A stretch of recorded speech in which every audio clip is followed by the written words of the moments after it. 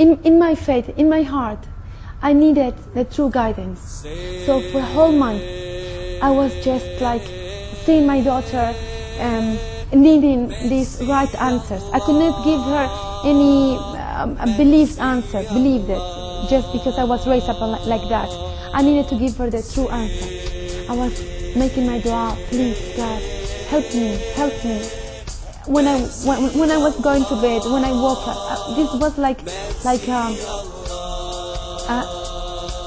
stubbornness of myself that I must walk in the right way, because I was raised up as a believer in Christianity, but as a believer. I had a dream that changed my life totally.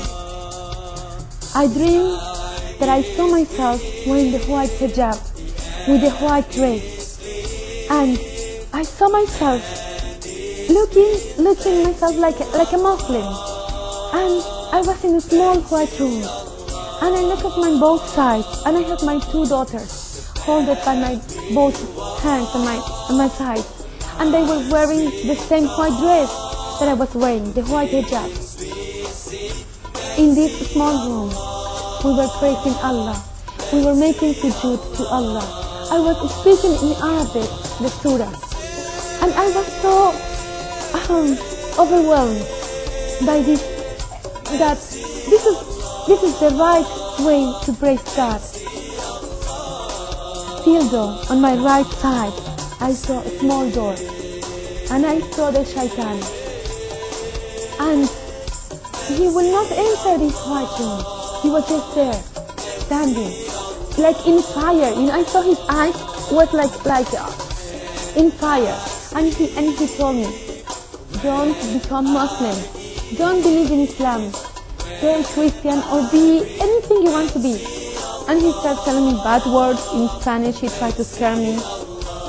But I don't know how come out of my mouth the word A'udhu billahi minash shaitanir rajim.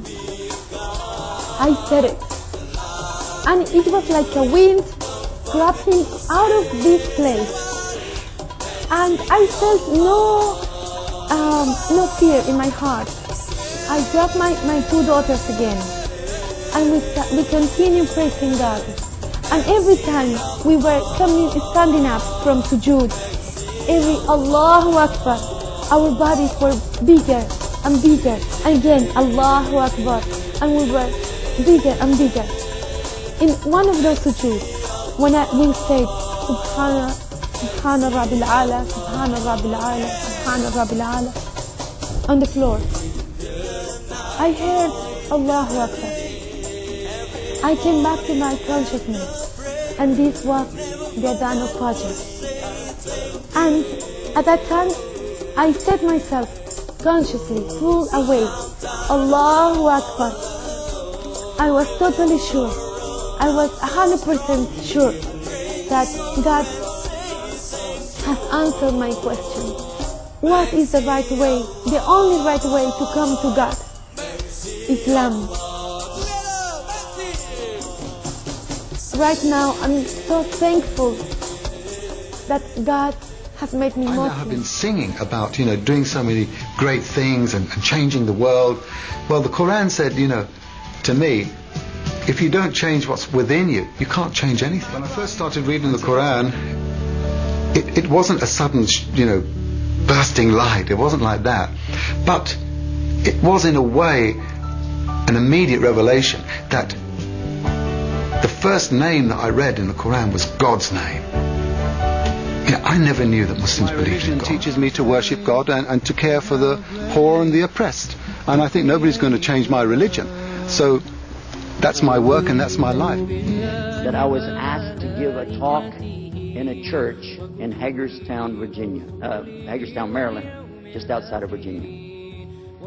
This was in 1999, and I went there and I gave a talk in the church on Sunday, because I know how to address the people. How many years was I a Christian? 50 years? I know what they want to hear.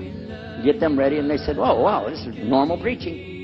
But then when I came to the part, La ilaha illallah, I stayed on La ilaha illallah until they said, "Yes, that makes sense, it makes sense." There was one old lady that she was saying yes. Afterwards she said, "Yes, but I just don't want to do it the way you're telling me." Okay? But guess what else happened? 2 people did Shahada right there. Low in the church. In front of their preacher.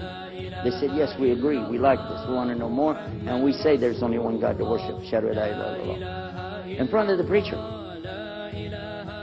And one of them was his daughter. I took them to the masjid, and they did Shahada in the masjid that afternoon, a Sunday afternoon. And later, the boy, he married the girl. There are Muslims living there. But I want you to listen carefully to realize what goes through the mind of a person that's not Muslim. Okay? And I usually start out by telling people that my father and I were both ministers, and both of us were also businessmen. At one point, my father told me, we're going to start doing business with a man from Egypt. Well, I said, well, this is great. International sounds good. We can put this in our business card. We're international. He said, and this man is from Cairo, Egypt. And that's where, if you know, they have the Nile River. They have those big pyramids. They have the Sphinx, Abu Hul. You know, they got everything. And we said, oh, this is good. He said, and he's a Muslim. So at one point, here I am standing there talking to my father about a Muslim. These are the enemies of God. This is what we've been taught. These same people, I just mentioned their names, and they're preaching on the television and so on. This is what they teach. Muslims are no good. Now it just became Muslims are terrorists. But back then, you know, we didn't reach that level yet. We were still just kidnappers, hijackers, you know. They said that Muslims don't believe in God, that they're worshiping a black box in the desert, and they kiss the ground 5 times a day. Now that's what we know, man. So here's this Muslim going to do business with us. I told my dad, no way. He said, I want you just to meet him. I said, all right, I'll do it for you. I'm going to do it my way. I'm going to go to church. And it's going to be on Sunday. When I come out of the church, I'm going to have my Bible under my arm. I'm going to have the salib. I used to carry a big cross. I'm going to have my cross with me. And I'm going to have my hat that says, Jesus is Lord. And I'm going to have my wife, born-again Christian, with me. And we are going to get this demon, devil, infidel, Muslim. And we're going to show him Jesus. After the niceties of, hello, how are you, how's everything? I said, do you believe in God? He said, yes. Oh, yeah. Sure. I said, but do you believe in the God of Moses? He said, yeah. Abraham, yeah. So when I meet this man, I'm impressed that he's believing these things, but I thought maybe he's just saying it. So I even asked him, what about Jesus? Because I thought maybe they're kind of, first I thought Muslims were like Hindus. That was first. Then when he said he believed in some of the things of the Bible, I said, okay, maybe they're like Jews. So that's when I said, yes, but what about Jesus? Do you believe in Jesus? And he said, yes. I said, okay, wait a minute. This is going to be easy. I can convert this guy. So I agreed that we're going to do business with him. Well, it happened that during Ramadan, some of his friends that he was staying with had to move their apartment around or something, and he was going to go stay in the masjid for itikaf in Ramadan. It's normal. We didn't understand. I thought he has nowhere to go, and I told my dad, this man has nowhere to go. And my dad said, no, he's got money. I said, no, he doesn't, Dad. I'm telling you, he has no place to go. I heard him say he's going to go live in the mosque to a Christian. If you're going to live in the church, ooh, that's the worst.